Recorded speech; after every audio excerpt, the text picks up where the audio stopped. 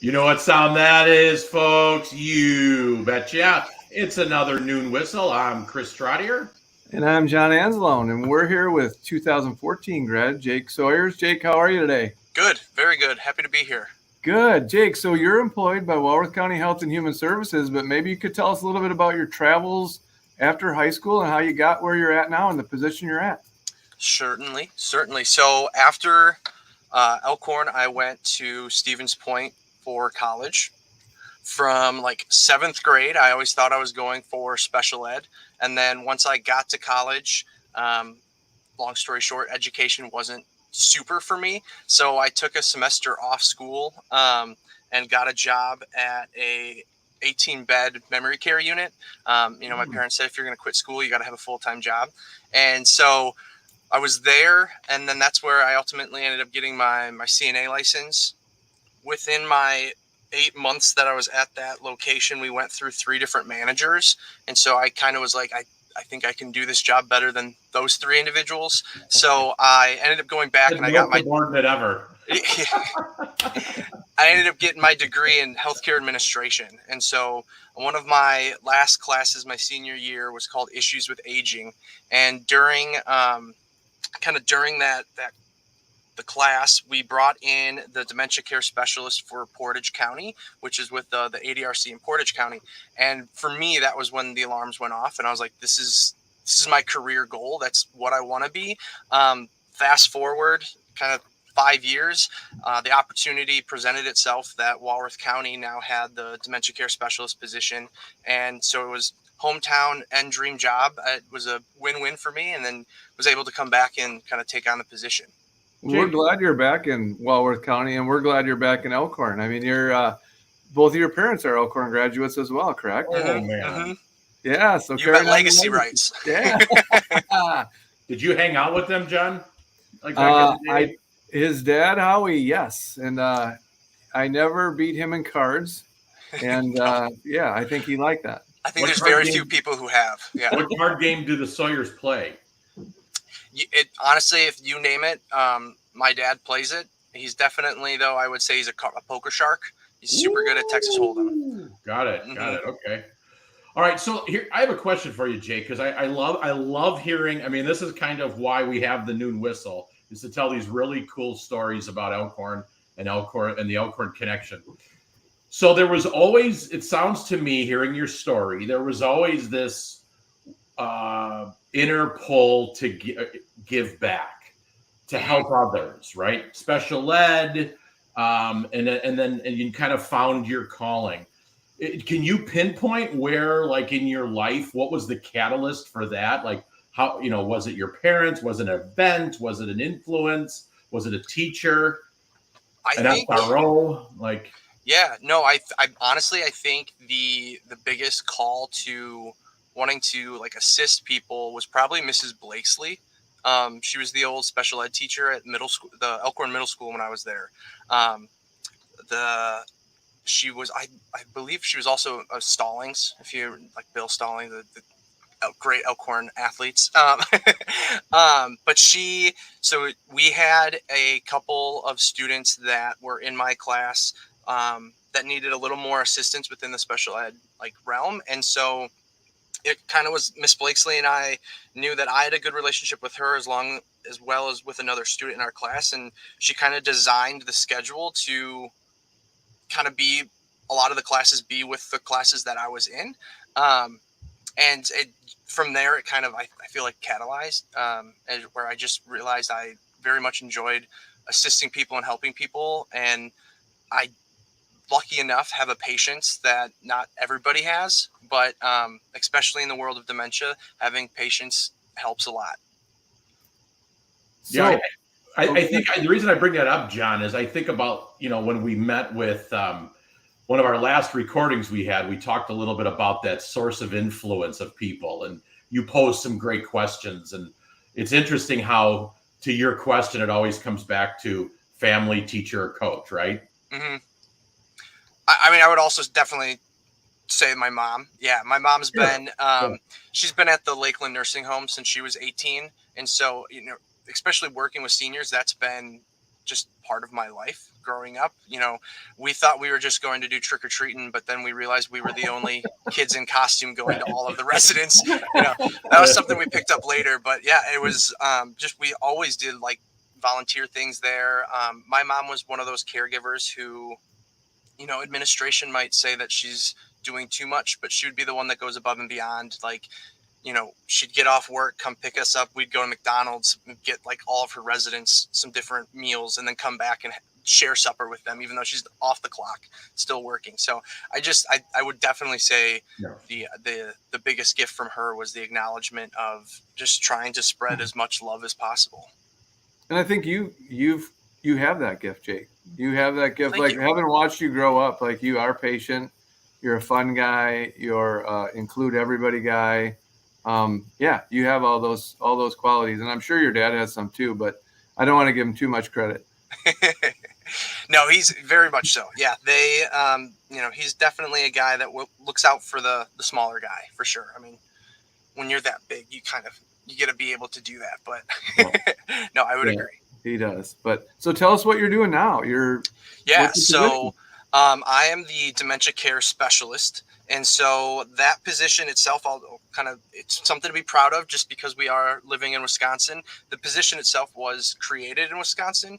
It started off as a pilot in 2013 in just, I believe, 10 counties. Portage County was one of them. So I got to see kind of the start of it. And then as of 2022, Governor Evers signed in that now every county has at least a part-time dementia care specialist.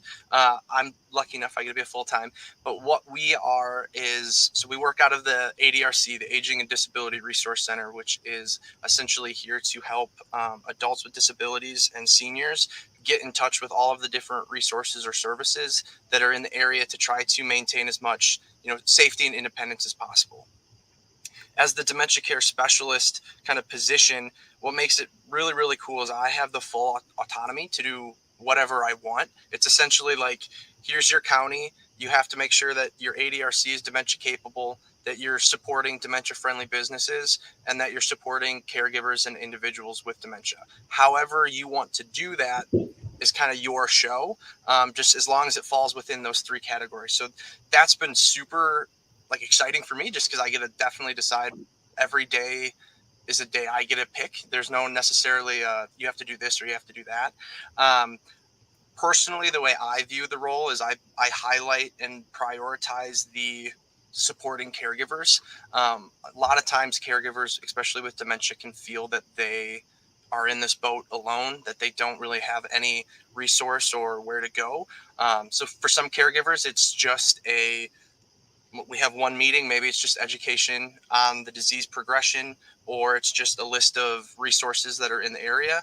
I have other caregivers that we do regular weekly check-ins just to have something to vent and kind of talk about, what situations they're currently facing.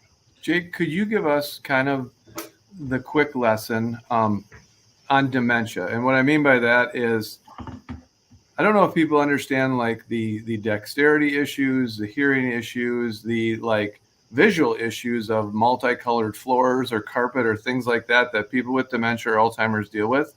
Yeah. I think that's really interesting. I think people would like to know that. No, I mean, you hit that spot on, John.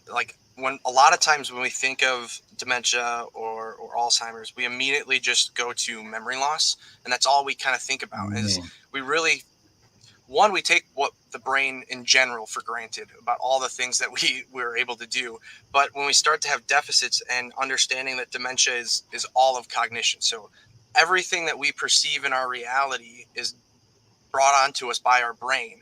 And dementia is going to affect all different categories in that deficit. So like you said, visual spatial relationships, reasoning skills, communication skills. Two big ones are understanding societal norms and being able to actually control emotional responses.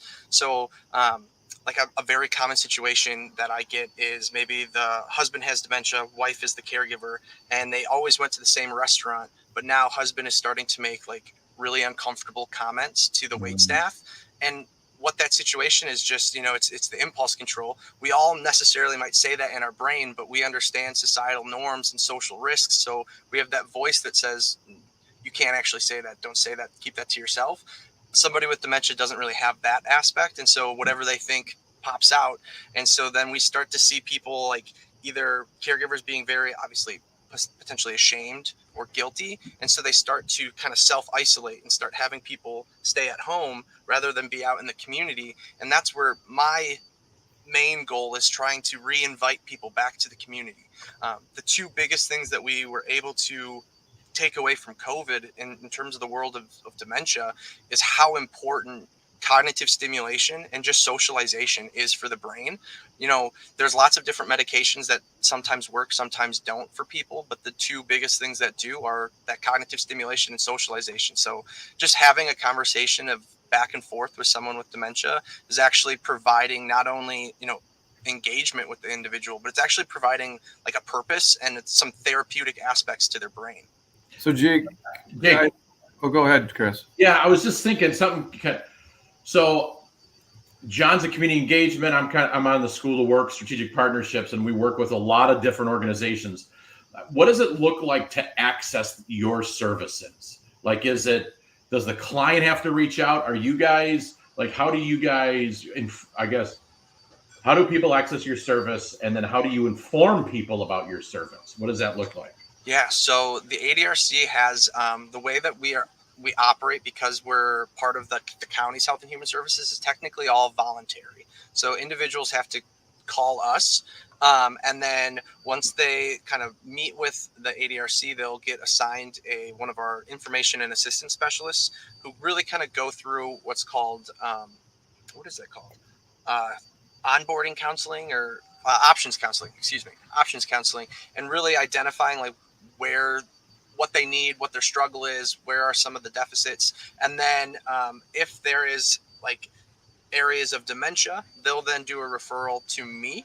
And then I work with them and just like the dementia aspect, where the ADRC specialist or information assistance specialist will still help them identify like either Medicaid or looking into other kind of benefits or trying to find, lists of services or resources.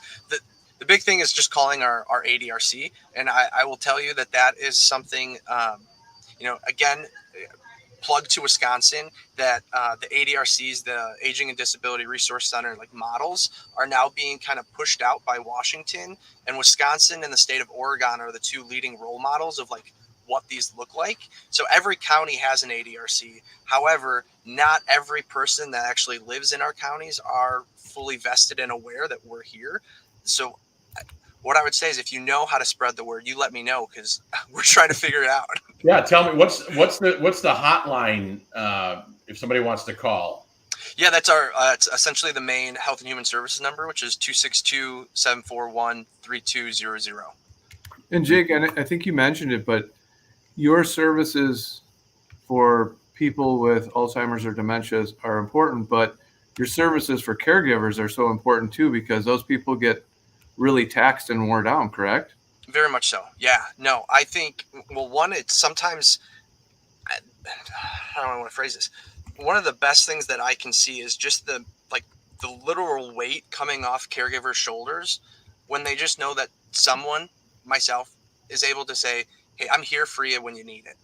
And like that just immediately gives some weight off some people's shoulders, just because in the world of dementia caregiving, I mean, it feels, especially if it's a life partner, this is someone that you've been able to do all of your heavy decision-making skills together. Now it's all completely on you.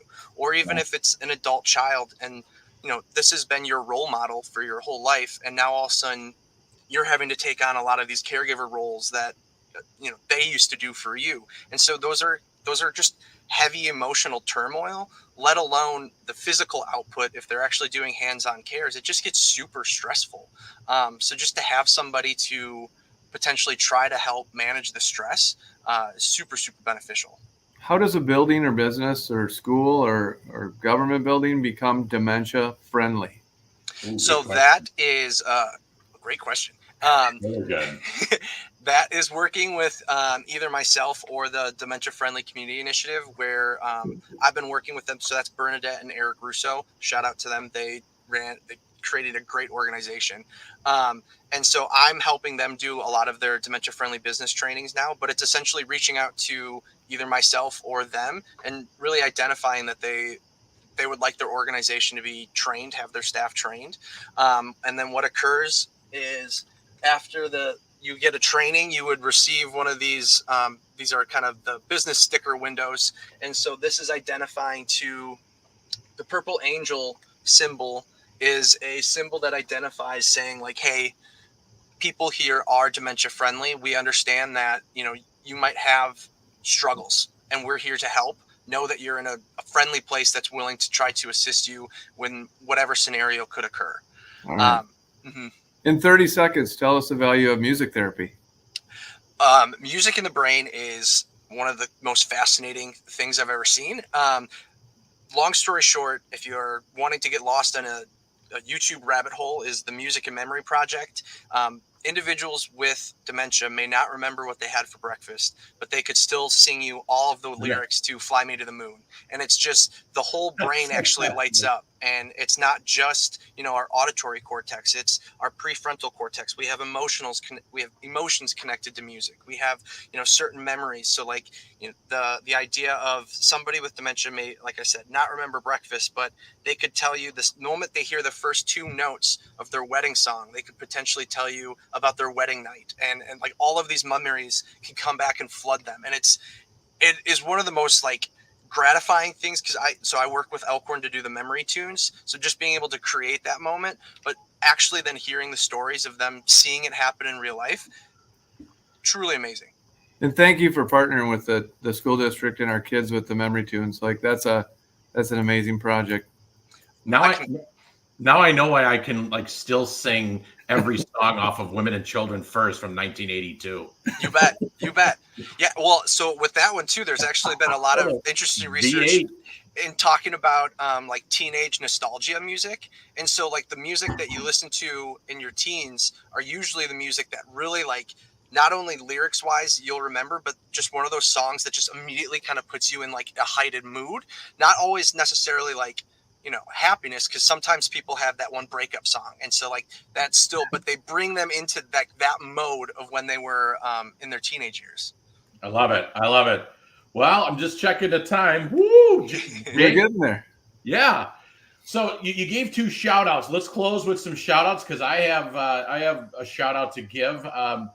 You gave 2 shout outs and thank yous. Who do you want to publicly on Walworth County's #1 podcast do you want to announce or shout out to? Everybody. That's a hard question. Hard question. I will shout out then. I'll shout out to my wife, Emma. She is going to have our baby, maybe our first baby in the next couple weeks here. So I'll give her my shout out. Congratulations. Yes. Thank you. John, who do you got? You know what? I'm going back to Eric and Bernadette Russo. It just so happens I have a trailer behind my truck today for the Dementia Friendly Initiative with rickshaw bikes in there. And I'm going out to Ridgestone Terrace later this afternoon and give some people some bike rides. Nice. I'm going to do a quick shout out to Tracy Bernardo over at the Lakeland Senior Living Center, because we have 3 youth apprentices over there working towards or have earned their CNA. So a shout out there. And then I'm wearing a shirt for the Job Olympics. I don't know if you can see it. Woo! Job Olympics at UW Whitewater, put on by CISA 2 and Stacy Duffy to target our 18-year-olds with disabilities, to take them through a job interview and make sure that they are career ready. So a shout out to everybody who's involved with that. Chelsea Peters and Emily Lind and Stacy Duffy. It's a great event, and I'm looking forward to it. And I'm leaving right now. So all right. Jake, thanks so much, Jake. Yep. Congratulations on the baby. We'll talk soon. On that note, gotta go back to work.